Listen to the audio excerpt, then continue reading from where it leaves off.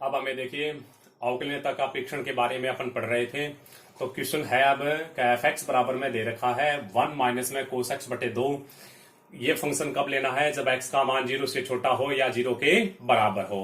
F x बराबर x minus में 2x² बटे 2 लेना है। कब लेना है? जब एक्स का मान 0 से बड़ा हो। अब आपको क्या करना है? एक्स बराबर 0 पर अवकलनीयता का परीक्षण करना है। तो अवकलनीयता का परीक्षण करने के लिए अपने को पता है कि दाया अवकलज ज्ञात करते हैं, अपन बायां अवकलज ज्ञात करते हैं। तो सबसे पहले अपन ये डिसाइड कर लेते हैं कि बायां अवकलज कौन से फलन पे निकलेगा और दायां अवकलज कौन से फलन पे निकलेगा। तो यहाँ पे क्या है, देखिए x का मान 0 से बड़ा है तो बड़े पे क्या निकलता है? अपना दायां अवकलज निकलेगा, ठीक है। और x का मान 0 से क्या है? छोटा है, यानी x यहाँ पे क्या निकलेगा? अपना बायां अवकलज निकलेगा, ठीक है। तो सबसे पहले अपन दायां अवकलज निकालते हैं। अभी x बराबर 0 पर दायां अवकलज, ठीक है।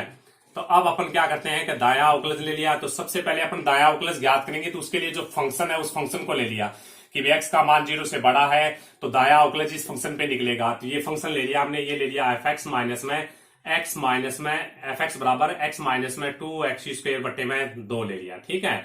अब दायां अवकलज की डेफिनेशन ले लेते हैं। तो वो अपनी होती है एफ डैश सी प्लस 0 बराबर में limiting cases x tend to c plus, यहां पे लेते हैं एफ एक्स माइनस में एफ 0 बटे में लेते हैं अपन x माइनस में एफ एक्स माइनस में एफ सी बटे में x माइनस सी। तो यहाँ पे c का मान क्या है? 0 है, पॉइंट अपना 0 दे रखा है तो इसमें 0 रख देते हैं। तो ये आता है अपना एफ डैश 0 प्लस 0 इक्वल में लिमिटिंग केसेज अपन लिख देते हैं x टेंड टू 0 प्लस, फिर अपना प्राप्त होता है कि एफ एक्स माइनस में एफ 0 बटे में x माइनस में 0, ठीक है। तो सबसे पहला जो काम होता है वो क्या करना होता है कि 0 प्लस आ रहा है तो 0 प्लस h होता है वो x की जगह रखना होता है। तो हमने रख दिया। अभी लिमिटिंग केसेज यहां पे लिख देते हैं h टेंड टू 0 और इसमें लिखेंगे f of 0 plus h minus में f 0 बट्टे में लिख देते हैं 0 प्लस h माइनस 0। इसको सरल करके लिख देते हैं, ठीक है। इसको सरल करके लिखें तो आता है अपना limiting cases h tend to 0। तो ये तो अपना बनेगा एफ एच माइनस में एफ 0 बटे में h माइनस में 0। अब इसकी वैल्यू रखते हैं। तो फंक्शन में अपन h रखते हैं, x की जगह h रखेंगे। देखिए x रखें तो ये बनता है x माइनस 2x² बटे 2 बनेगा। तो अब अपन इसमें h रखते हैं। तो h रखेंगे तो देखिए क्या बनेगा? लिमिटिंग h टेंड टू 0 तो ये बनेगा h माइनस में 2h² बटे 2। अब अपना क्या है? फंक्शन में x की जगह 0 रखना है। तो x की जगह जैसे ही 0 रखेंगे तो 0 माइनस 0 बटे 2 बनेगा, यानी कुल आंसर जो आएगा वो आएगा 0 बट्टे में क्या हुआ? h हुआ, ठीक है। इसको और आगे सरल करें तो ये आता है limiting cases h tend to 0। तो इसको सरल करें, सही तरीके से लिखें तो ये बनता है h माइनस में 2h² बट्टे बनेगा 2h बनेगा, ठीक है। अब अपन क्या करते हैं कि इसमें h की वैल्यू रखने की कोशिश h की लिमिट रख देते हैं। तो h टेंड टू 0 रखें तो देखिए ये बनता है, ऊपर बनेगा 0 माइनस 0 बट नीचे भी क्या बनेगा? 0 बनेगा। तो यानी ये रूप बन रहा है 0 बटे 0 रूप बन रहा है, ठीक है। तो 0 बटे 0 रूप बन रहा है, इसका मतलब 0 बटे 0 रूप कौन सा होता है? अनिर्धारित रूप होता है और जिसका अपन निर्धारण नहीं कर सकते। और 0 बटे 0 रूप में डीएल हॉस्पिटल नियम लगाते हैं और डीएल हॉस्पिटल नियम में इसके सापेक्ष अपन क्या करते हैं? जो लिमिट दे रखी होती है, यहाँ पे लिमिट h टेंड टू 0 है तो h के सापेक्ष ऊपर का ऊपर अवकलन करना है, नीचे का नीचे अवकलन करना है। तो limiting cases h tend to 0। अब देखिए ऊपर का ऊपर अवकलन करें तो 1 माइनस में बनेगा 4h और नीचे बनेगा 2। h के सापेक्ष हमने क्या किया है? ऊपर वाले का h के सापेक्ष अवकलन कर दिया, नीचे का नीचे h के सापेक्ष अवकलन कर दिया। अब देखिए h टेंड टू 0 रखें तो ये बनता है 1 माइनस में 4 इंटू में 0 बटे 2। तो कुल मिला के जो आंसर आता है 1/2 आता है, ठीक है। जो एक क्या है? परिमित मान है। तो ये जो मान अपने को प्राप्त होता है ये अपने को क्या होना चाहिए? परिमित मान यानी निश्चित मान प्राप्त होना चाहिए। जैसे अपन यहाँ पे h टेंड टू 0 रखें तो देखिए 0 बटे 0 मिल रहा है और 0 बटे 0 क्या है कि एक फिक्स मान नहीं है, एक निश्चित मान नहीं है। इस मान को बोलते हैं अनिर्धारित मान बोलते हैं, ठीक है।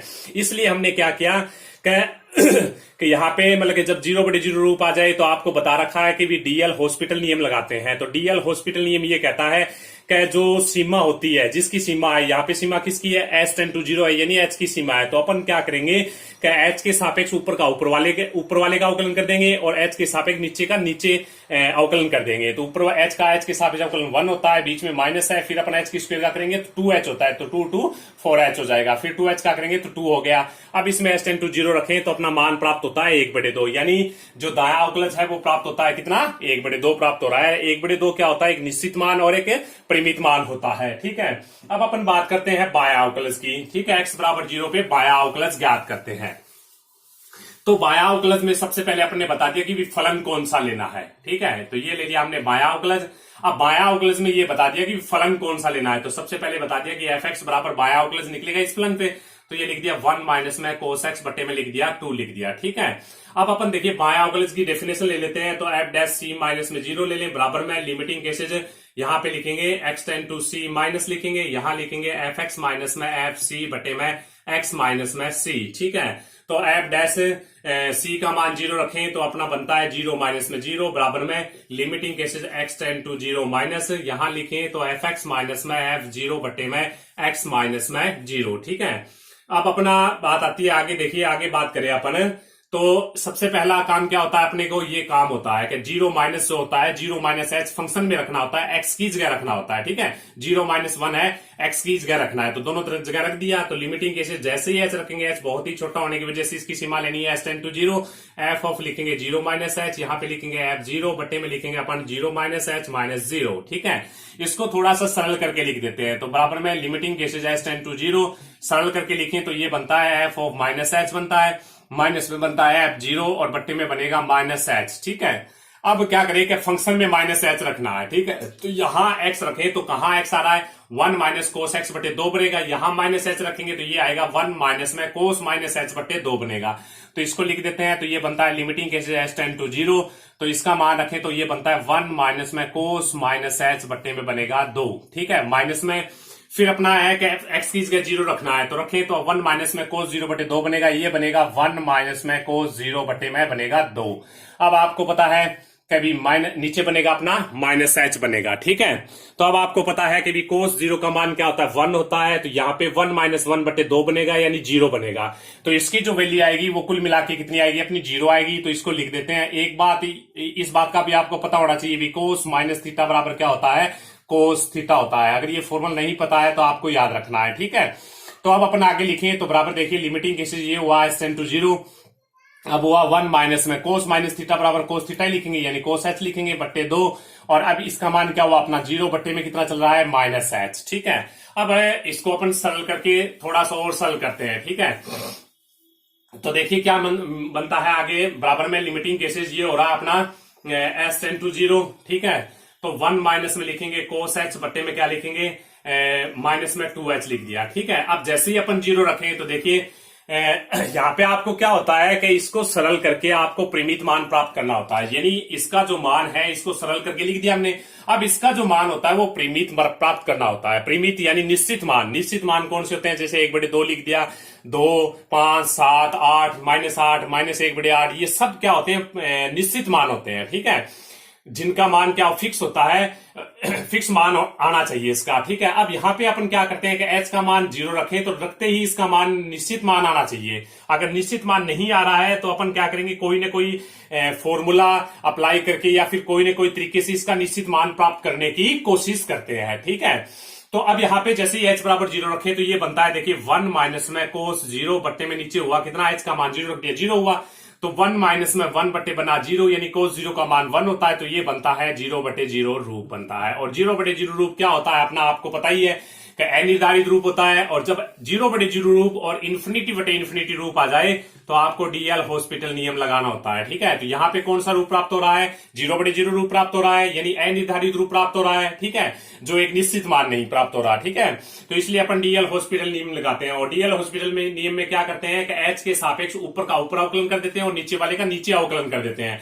तो 1 limiting cases h tend to 0, तो 1 माइनस कोस h का अवकलन करेंगे तो 1 का तो 0 होता है, माइनस में कोस h का अवकलन करेंगे तो कितना होता है, कोस का होता है अपना माइनस में, तो माइनस माइनस प्लस ये हुआ अपना साइन h हुआ। ठीक है, और यहाँ पे नीचे वाले का अवकलन करेंगे तो -2 आएगा। तो यहाँ कुल मिला के जो आंसर आ रहा है वो ये आ रहा है कि limiting cases h tend to 0, तो ये हुआ साइन h बटे में -2।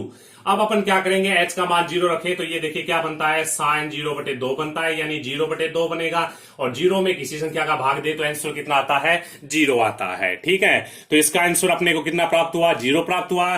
तो इसका मतलब क्या है कि जो दाया अवकलज है वो 1/2 प्राप्त हुआ था, बाया अवकलज अपना 0 प्राप्त हुआ था। तो दिया गया फलन x बराबर 0 पर अवकलन नहीं है, क्योंकि दाया अवकलज बराबर नहीं है बाएं अवकलज के। ठीक है, इसके बाद में अपन बहुत इंपॉर्टेंट क्वेश्चन जो IIT लेवल का, AIEEE लेवल का, NDA लेवल का क्वेश्चन है, बहुत ही इंपॉर्टेंट क्वेश्चन है जिसको अपन करेंगे। ठीक है, तो सबसे पहले 7वां जो क्वेश्चन दे रखा है एक्सरसाइज में, 7वां क्वेश्चन है। क्वेश्चन क्या कहता है कि भी fx बराबर अपने को लेना है, देखिए x की पावर m, ठीक है, x की power m cos of 1/x, और ये मान कब लेना है, जब x का मान नॉट इक्वल टू 0 है। ठीक है, और x का मान 0 है तो आपको लेना है x बराबर 0। इसमें 2 क्वेश्चन है। सबसे पहला जो क्वेश्चन दे रखा है अपने को, दे रखा है कि भी x बराबर 0 पर सतत है। ये बात अपने को पता है, दे रखी है इसने भी x बराबर 0 पर सतत है। यदि कब है, यदि m का मान 0 से बड़ा है। ठीक है, तो अब आपको क्या करना है, देखिए जो फलन है वो हमें इस प्रकार से दे रखा कि fx बराबर x की पावर m कोस 1/x कब लेना है, जब x का मान 0 नहीं है, x का मान 0 है उस टाइम में 0 लेना है। अब आपको दिया गया है कि x बराबर 0 पर क्या है, सतत है। ठीक है, सततता की बात चल रही है, अवकलनीयता की बात नहीं चल रही। तो सबसे पहले अपन क्या करते हैं कि सततता, चूंकि दिया गया फलन क्या है, चूंकि दिया गया फलन x बराबर 0 पर सतत है, ये बात हमें दी गई है। और सतत है इसका मतलब क्या होता है कि अभी फलन का मान बराबर आएगा किसके, दाएं सीमा के, बराबर आएगा किसके, बाएं सीमा के, क्योंकि दिया गया फलन x बराबर 0 पर क्या है, सतत है। तो फलन का मान दाएं सीमा और बाएं सीमा तीनों का मान क्या आएगा, बराबर आएगा, तभी तो ये फलन क्या होगा, अपना सतत होगा। ठीक है, अब अपन क्या करते हैं कि अब आपको ये डिसाइड करना है कि fx बराबर x की पावर m और cos 1/x कब लेना है, यानी किस टाइम पे लेना है, fx बराबर 0 कब लेना है।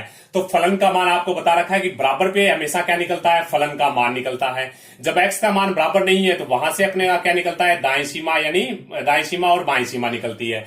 तो दाएं सीमा बाएं सीमा निकालेंगे तब तो ये फलन लेना है अपने को काम में, जब फलन का मान ज्ञात करेंगे तब ये फलन काम में लेना है। ठीक है, तो सबसे पहले हमने क्या किया, क्या देखिए x बराबर 0 पर फलन का मान ज्ञात कर दिया, x बराबर 0 पर फलन का मान। ठीक है, तो फलन कौन सा लेना आपने को पता है कि fx बराबर क्या लेना है, 0 लेना है। तो इसमें हमने x बराबर 0 रख दिया, तो फंक्शन में x बराबर 0 रखें तो आंसर आता है 0, समीकरण नंबर 2। ठीक है, 1 नंबर समीकरण ये, 1 नंबर 2 नंबर समीकरण ये हुआ। अब अपन निकालते हैं x बराबर 0 पर फलन की दाई सीमा या बाई सीमा, कोई भी एक सीमा निकाल लेते हैं, दाई सीमा। तो दाई सीमा निकालें तो आपको पता है कि दाई सीमा में फलन कौन सा लेना है। ठीक है, तो सबसे पहले अपन फलन फंक्शन को लिख लेते हैं कि ये फलन लेना है, fx बराबर ले लिया x की power m cos of 1/x। ठीक है, ये ले लिया, ये फलन अपने को लेना है।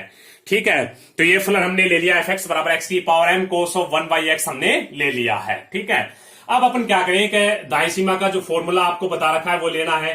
f डैश अपना होता है a+0 बराबर में लिमिटिंग केसेस अपन लिखेंगे x tend to a plus, यहां पे लिखेंगे fx। ठीक है, तो ये कौन से पॉइंट के लिए फॉर्मूला लिया है हमने, x बराबर 1 पॉइंट के लिए लिया है, लेकिन यहाँ पे a का मान कितना है, 0 है, तो अपन 0 रख लेते हैं। ठीक है, इसमें 0 रख दिया, तो ये रखे तो अपना प्राप्त होता है 0 + 0। ठीक है, तो बराबर में ये फॉर्मूला बनेगा, limiting cases x tend to बनेगा 0+, और यहां पे लिखेंगे अपन fx लिखेंगे। तो बराबर इसको और आगे सरल करें तो देखिए लिमिटिंग केसेस सबसे पहला जो काम होता है 0+h किसके अंदर रखना होता है, फंक्शन में रखना होता है। तो जैसे ही h रखेंगे h टेंड टू 0 लिखना होता है, तो h टेंड टू 0 लिख दिया, यहां पे लिखते हैं f0+h लिख दिया। इसको सरल करके लिखें तो limiting cases h tend to 0, ये बनेगा कितना, fh बनेगा। ये फंक्शन के अंदर रखना है। ठीक है, तो फंक्शन के अंदर रख दिया। देखिए क्या फंक्शन अपना कहा है कि ये फंक्शन है, इस फंक्शन में h रखेंगे, x की जगह जैसे ही h रखेंगे तो h की power m cos of 1/h बनेगा। तो यहां पे भी लिख दिया limiting cases h tend to 0, ये लिख दिया h की power m cos of 1/h। ठीक है, ये आया अपना दाईं सीमा का जो मान आया है। ठीक है, अब यहां से अपन देखिए अपन यहां से इसका मान ज्ञात करने की कोशिश करते हैं। ठीक है, इसका मान ज्ञात करने की कोशिश करेंगे। तो ये शायद आपने लिख लिया होगा।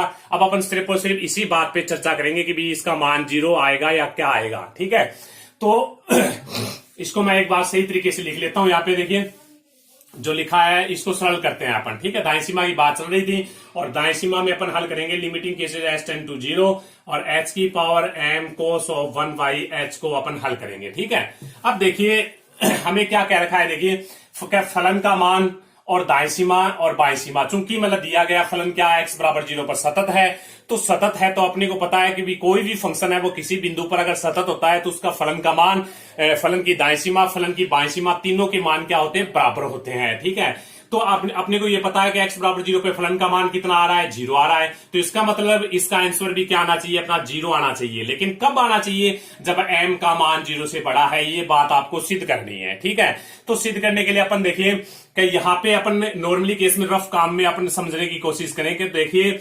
m कोई भी संख्या होती है, कोई भी संख्या लिख दी, जैसे मैंने x लिख दिया, तो x के बारे में अपन तीन बातें जानते हैं कि भी x का मान 0 से बड़ा हो सकता है, या x का मान 0 के बराबर हो सकता है, या x का मान 0 से क्या हो सकता है, छोटा हो सकता है। ठीक है, कोई भी संख्या है, कोई भी संख्या लिखें, जैसे कोई भी संख्या लिखेंगे तो अपने को पता है कि उस संख्या के बारे में अपन तीन बातें जानते हैं कि भी x का मान 0 से बड़ा है, या फिर उस संख्या का मान 0 से छोटा है, या उस संख्या का मान 0 से बड़ा है, या उस संख्या का मान 0 के बराबर है। तो अपन तीन बातें जानते हैं। ठीक है, तो यहाँ पे जो m है, m के बारे में बताना, यही तो बताना है कि भी m का मान 0 से बड़ा है, तो अपन m के बारे में तीन बातें जानते हैं। क्या जानते हैं, कभी m का मान 0 से बड़ा है, या m का मान 0 के बराबर है, या m का मान क्या है, 0 से छोटा है। ठीक है, तो सबसे पहले केस m का मान 0 से छोटा, इस पे लेते हैं। देखिए m का मान 0 से छोटा है।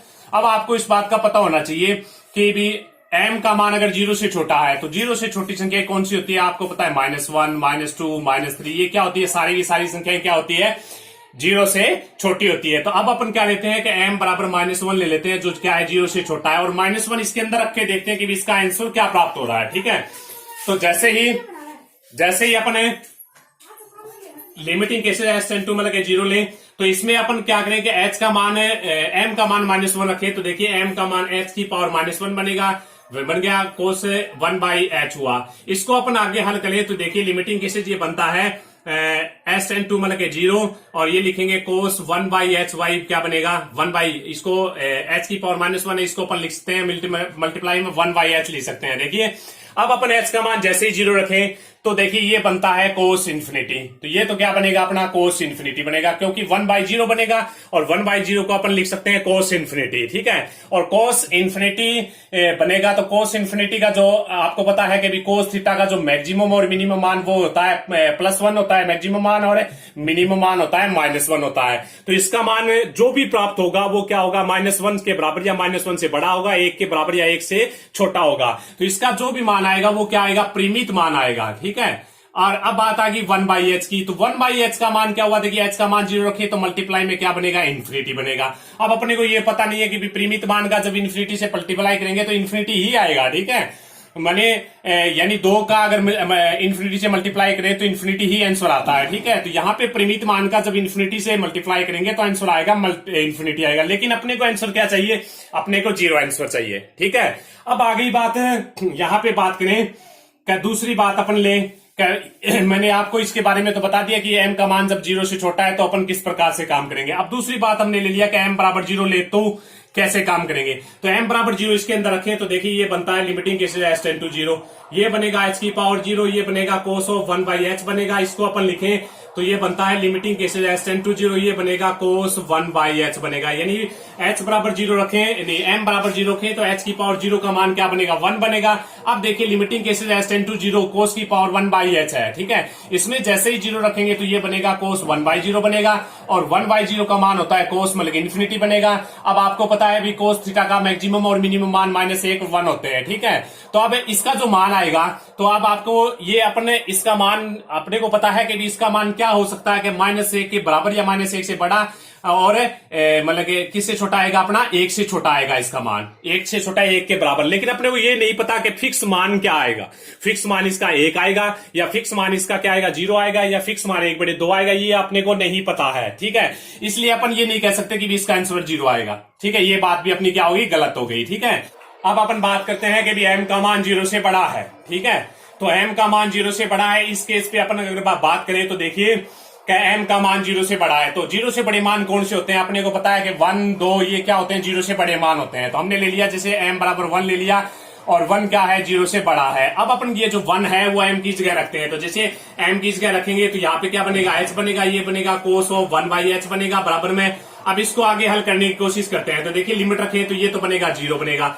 ये बनेगा कोस क्या बनेगा 1/0 बनेगा, तो बराबर में क्या हुआ 0 मल्टीप्लाई में कोस इन्फिनिटी, और इसका मान जो भी आएगा लेकिन आएगा वो क्या आएगा परिमित मान आएगा, लेकिन अपने को फिक्स नहीं पता कि भी कौन सा मान आएगा। ठीक है, क्योंकि कोस इन्फिनिटी का जैसे अपन देख कोस 45 का मान क्या होता है 1/रूट होता है, तो जो क्या होता है एक फिक्स मान होता है। कोस 0 का मान 1 होता है, ये क्या होता है एक फिक्स मान होता है। अपने को पता है कि कोस 0 का मान क्या आएगा 1 आएगा। अगर अपन फिक्स मान की बात करें कि अभी निश्चित मान कौन से होते हैं, जैसे अपन बात करें कि यहाँ इंडिया में अपन कोस 0 का मान बताएं कितना होता है 0। अमेरिका में जाके अगर अपन किसी से पूछे कि कोस 0 का मान क्या होता है, वहां के लोग भी अपने को आंसर कितना बताएंगे 1 ही बताएंगे, यानी पूरी दुनिया में कोस 0 का मान क्या है 1 है। तो इसका मतलब क्या है कोस 0 का मान क्या होता है निश्चित होता है। अब बात आती है भी कोस इन्फिनिटी की, तो कोस इन्फिनिटी का मान आपको पता है कि कोस के आगे क्या आता है एंगल आता है, यानी कोण आता है, और कोण का जो मान होता है कोस इन्फिनिटी का जो मान होता है वो क्या होता है कोस थीटा का जो मान होता है वो -1 के बराबर और -1 से बड़ा होता है, 1 से छोटा या 1 के क्या होता है बराबर होता है, यानी